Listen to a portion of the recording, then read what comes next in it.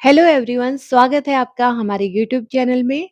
अगर आप हमारे चैनल पर नए हैं तो प्लीज़ चैनल को सब्सक्राइब कर लीजिएगा ताकि हमारे चैनल पर हर नई आने वाली वीडियो की नोटिफिकेशन तुरंत आपको मिल जाए। तो चलिए फ्रेंड्स, बिना देर करते हुए शुरू करते हैं आज की हमारी वीडियो। इस वीडियो का टॉपिक है how to write a good research paper. एक अच्छा शोध पत्र कैसे लिखें। अगर हम किसी भी विषय में रिसर्च पेपर लिखना चाहते हैं या लिख रहे हैं, तो कुछ महत्वपूर्ण बातों का हमें उसमें ध्यान रखना चाहिए, जिससे हमारा रिसर्च पेपर बहुत अच्छा बने। तो आज की वीडियो में हम उन्हीं महत्वपूर्ण बिंदुओं पर बातें करेंगे, जिसमें पहला पॉइंट है हमारा विषय का चयन, टॉपिक सिलेक्शन। इसमें विषय का चुनाव ऐसा होना चाहिए जिस सब्जेक्ट में हम रिसर्च करना चाहते हैं, उस सब्जेक्ट से वो रिलेटेड हो। और इसमें शीर्षक जो है वो छोटा होना चाहिए, सटीक और विषय से सीधा जुड़ा हुआ होना चाहिए। ऐसा जो पढ़ने वाले को अपनी ओर आकर्षित करे।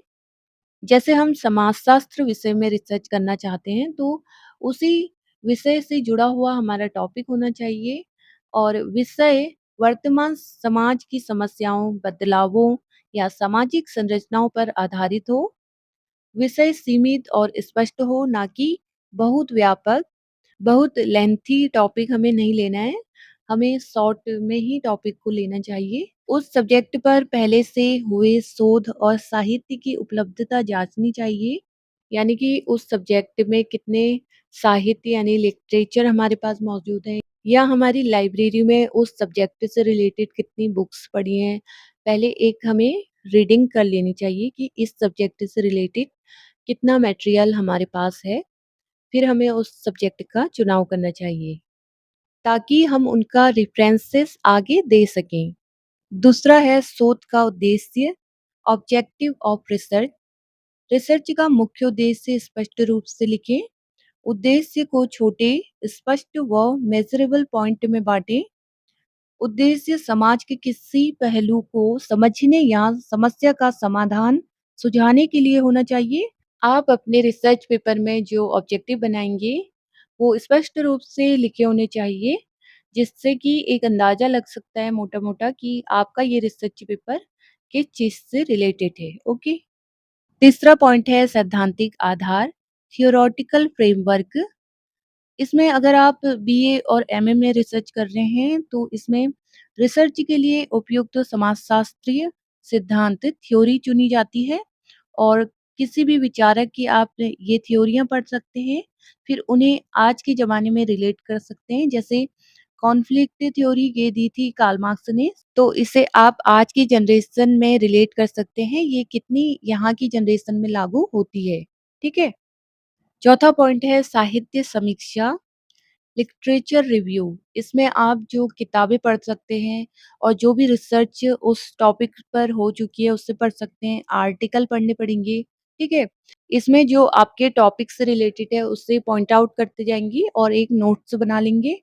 लिखते समय आपको रेफरेंसेस भी देना है, साथ-साथ ये भी नोट करना है बुक्स का नाम, पब्लिकेशन, राइटर का नाम, पेज नंबर, इन सबको आपको नोट करते जाना है, जो यह दिखाता है कि रिसर्च स्कॉलर ने क्षेत्र का अध्ययन किया है।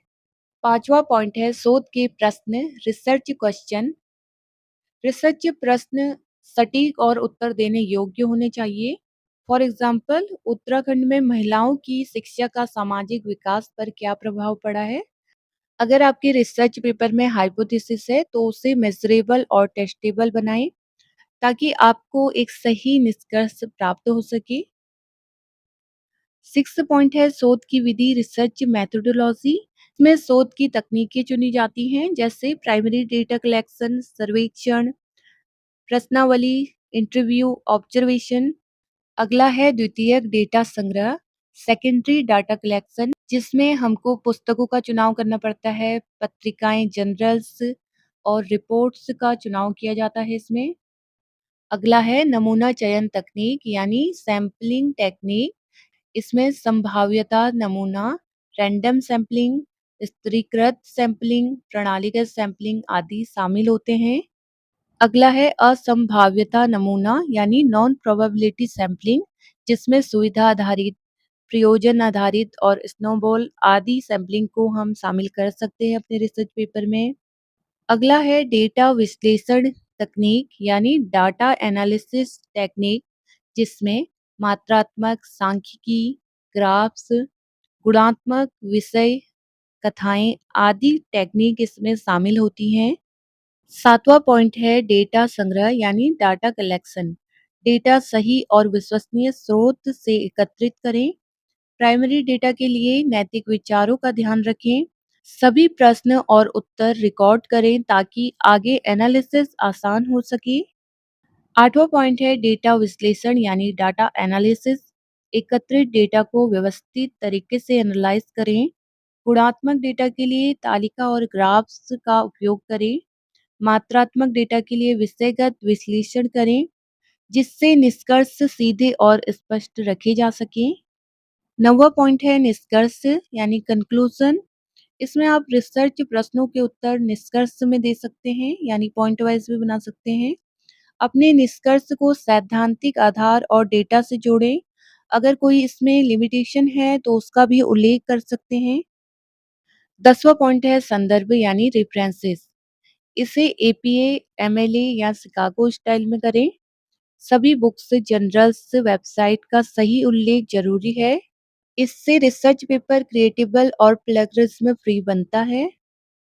11 पॉइंट है भाषा और प्रस्तुति, लैंग्वेज एंड प्रेजेंटेशन। भाषा सरल, स्पष्ट और फॉर्मल हो। पैराग्राफ्स और हेडिंग्स का सही प्रयोग करें। ग्रामर, स्पेलिंग की जांच करें। टेबल्स, फिगर्स, ग्राफ्स और चार्ट साफ और सही तरीके से लगाएं।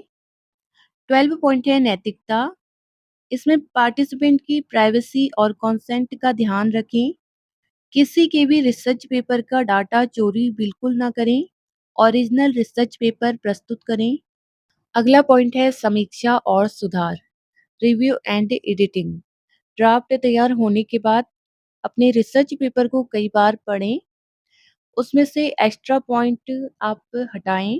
पीर रिव्यू या मेंटोर से फीडबैक लें। नेक्स्ट है टॉपिक से जुड़ी अन्य जरूरी बातें। इसमें रिसर्च समाज के लिए क्यों महत्वपूर्ण है, इसका जिक्र कर सकते हैं। अगर संभव हो तो सुझाव दे सकते हैं और अपने रिसर्च पेपर में पुराना डेटा ना लें। संभव हो तो करंट डाटा का उपयोग करें।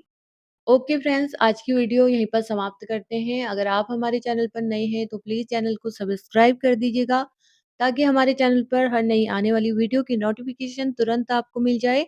तो आपसे मिलते हैं बहुत जल्द एक नई वीडियो के साथ। तब तक यूं ही पढ़ते रहिए और अपने गोल की तरफ आगे बढ़ते रहिए।